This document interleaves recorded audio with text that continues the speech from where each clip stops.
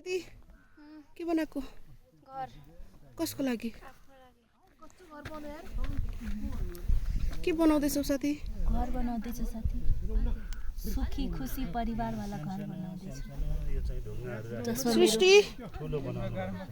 के बनाउँदैछौ तिम्रो के वाला रे तिम्रो के वाला रे सुखी खुसी घर बनाउँदैछु जसमा स्वर्ग जस्तै घर होस् भनेर के एकदम राम्रो लाग्छ सानोमा ठुलो घर चाहिँदैन मलाई चाहिँ टिक्क घर पुग्छ हो सानो घर लक्ष्मी कुन भयो तिम्रो घर